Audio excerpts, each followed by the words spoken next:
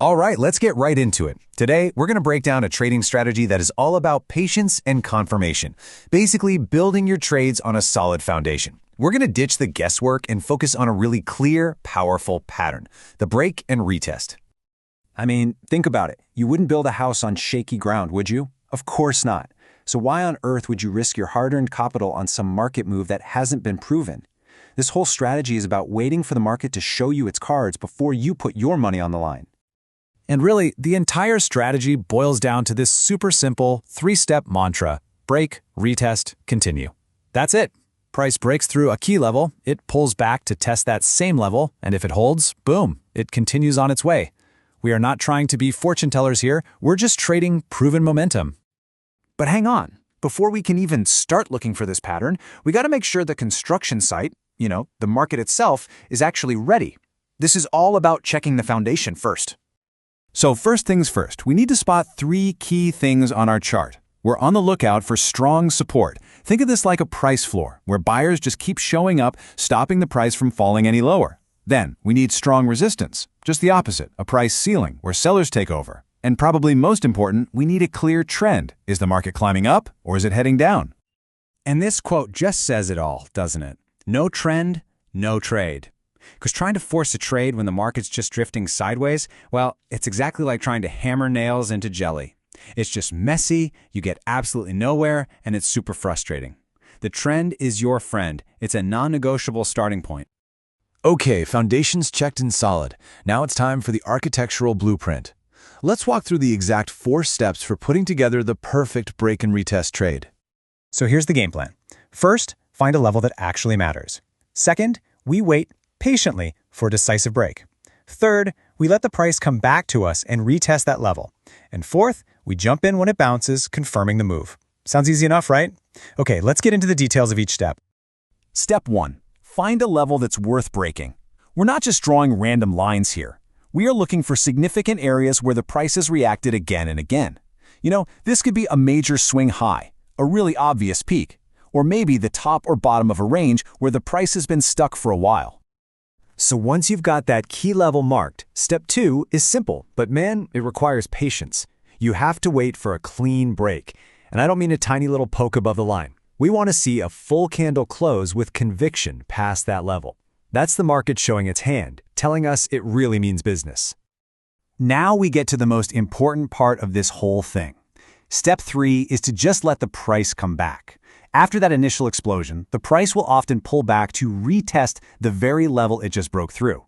This is where patience pays off big time. The retest is your moment of truth. It's the final confirmation we've been waiting for. So, what's actually happening during this retest? Well, it's a classic market principle at play. That level is flipping its role. For a buy setup, that old resistance ceiling should now become a new support floor. And for a sell, that old support floor should become a new resistance ceiling. This role reversal, that's the whole magic behind the trade. And finally, step 4, your entry. Now you don't just jump in the second the price touches the level, no. You wait for a confirmation candle to actually form right at that level. For a buy, you're looking for a nice, strong bullish candle. For a sell, a big bearish one. This is your final green light. And of course, no strategy is complete if you're not managing your risk. Your stop loss, your safety net, goes just on the other side of that retest candle. And why there? Well, because if the price goes back past that point, it means the retest failed and our whole trade idea is invalid. For your targets, you can aim for the next major level or just use a simple risk-to-reward ratio, like 1:2 or 1:3.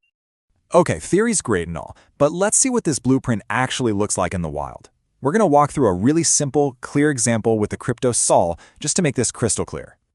All right, so let's set the stage. Imagine we've been watching Sol for a bit and we spotted a super clear resistance level at $240. Price has hit this ceiling multiple times and just can't seem to break through. That's our key level. And then it happens. We get a powerful move up and a candle closes with conviction above that resistance, let's say at $243. Okay, step 2, the clean break is done. The market is showing us it wants to go higher. Now, instead of getting FOMO and chasing the price, we wait. We sit on our hands. And sure enough, the price pulls back and comes right down to our old resistance level of 240. This is the retest we've been waiting for. And right here, at this very moment, this is the critical question every single trader has to ask themselves. Is this breakout the real deal, or is it a trap? Is it a fake out designed to suck buyers in right before the price crashes? The retest gives us our answer. If that old 240 resistance now acts as new support and we see a strong bullish candle form, it's a bounce. The trade is on. You go long. But if the price just slices right back down below 240, well, the break was a fake out and you simply stay out. No harm, no foul. See? The strategy just did its job and filtered out a potentially losing trade. So now that we've seen how it works, let's talk about why it works so well. What are the actual benefits of being this patient and building your trades the right way? So why is this strategy so effective? Well, first off, it is a fantastic filter for all those nasty fake outs we just talked about. It also stops you from making one of the biggest rookie mistakes, buying right as the price smacks into a resistance ceiling. What's cool is it works in any market. Crypto, stocks, Forex, you name it. It's simple enough for beginners, but powerful enough for pros. And by definition, waiting for that extra confirmation leads to higher probability setups, and honestly, way less stress. Okay, you've got the core blueprint down. Now, for anyone who wants to sharpen their skills even more, let's cover a few bonus pro tips to really take this to the next level. First, try using higher time frames, like the 1 hour or 4 hour charts. You'll usually get much cleaner, more reliable signals. Next, and I cannot stress this enough, never ever jump the gun. Always wait for that retest confirmation candle to fully close. For an extra layer of confidence, you can combine this with another tool, like a moving average. Lots of traders love to see if the retest also lines up with something like the 50 EMA. And finally, a really key tip.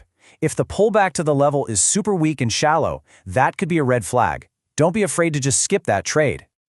So there you have it, the complete blueprint for the break and retest strategy. A really powerful way to trade with confirmation on your side.